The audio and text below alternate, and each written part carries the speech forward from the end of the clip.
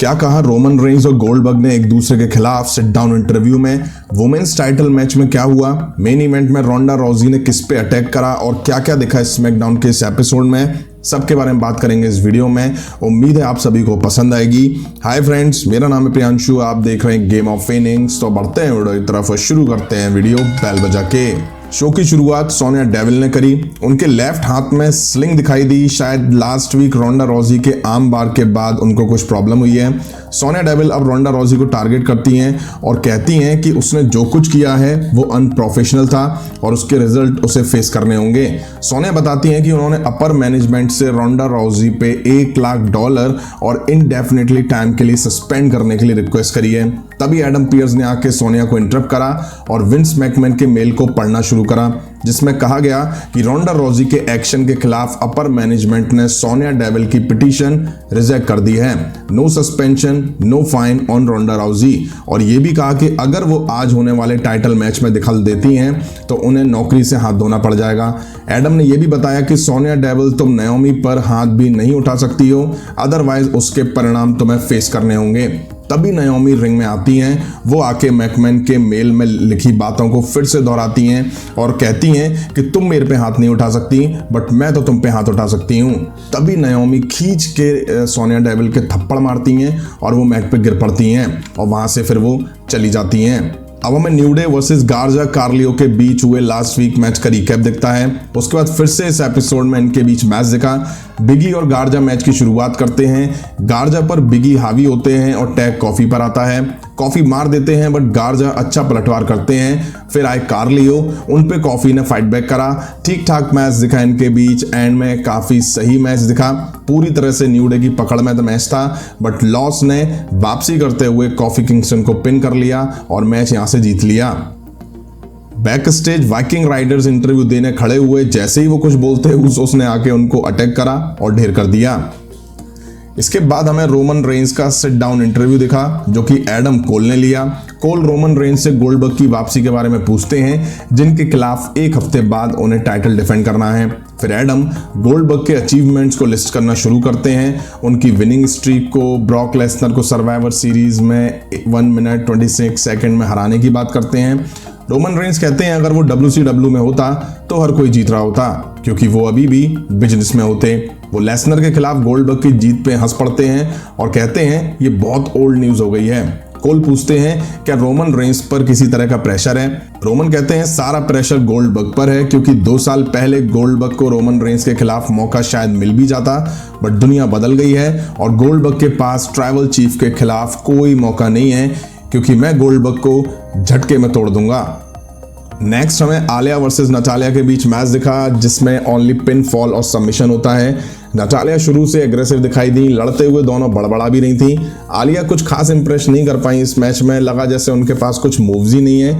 And में Natalia ने submission लगा के मैच जीत लिया।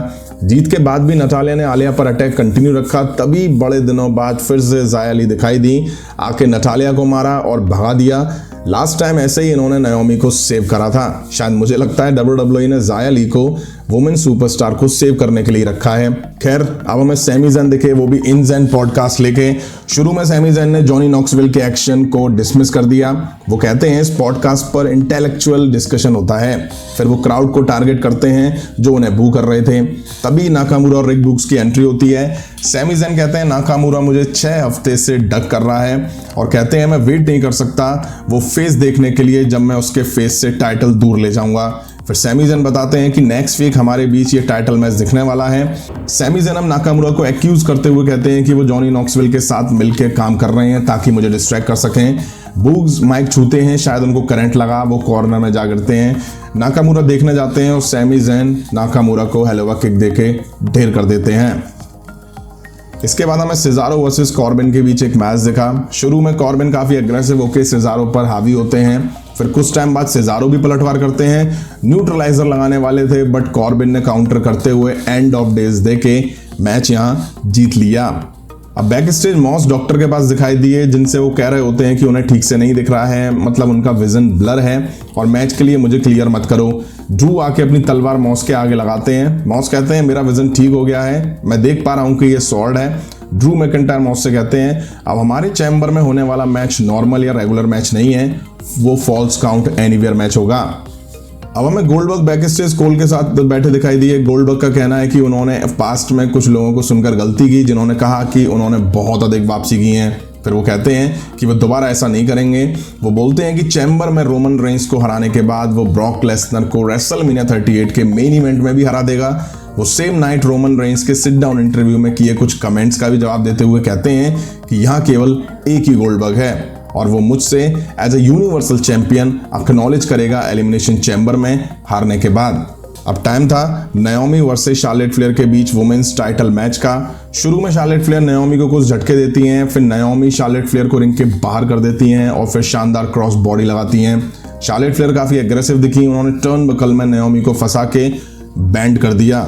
अच्छा मैच दिखा इनके बीच, दोनों साइड से जबरदस्त एफर्ट देखने को मिले। एंड में मैच शार्लेट फ्लेयर ने जीत लिया। नाओमी की हार के बाद सोनिया डेविल वहां आके नाओमी का मजाक बनाती हैं और नाओमी उनमें दबा के मार देती हैं। तो शार्लेट फ्लेयर आके सोनिया को बचाती हैं और नाओमी पर अटैक कर दिया। अब सोनिया तो हाथ उठा नहीं सकती थी, बट फिर भी उन्होंने नाओमी को लतिया दिया। तभी एंट्री हुई रोंडा राउजी की, उन्होंने आके सोनिया और शार्लेट फ्लेयर में मार देके उन्हें भगा दिया। यहीं आज स्मैकडाउन का एपिसोड एंड हुआ। अब ओपनिंग में द बॉस विंस मैकमैन ने सोनिया को फंसा के रख दिया। अब समझ ये नहीं आया, जब सोनिया इतने लंबे टाइम से नाओमी को परेशान कर रही थी तो नाओमी अथॉरिटी होने की वजह से सोनिया का कुछ नहीं कर पा रही थी, बट रोंडा ने आके उनमें मार दी और उनके खिलाफ कुछ एक्शन भी नहीं हुआ। मतलब सोनिया डेविल किसी के लिए अथॉरिटी है और किसी के लिए नहीं है। खैर रोमन रेंस और Goldberg back stage sit down interview में दिखाई दिए।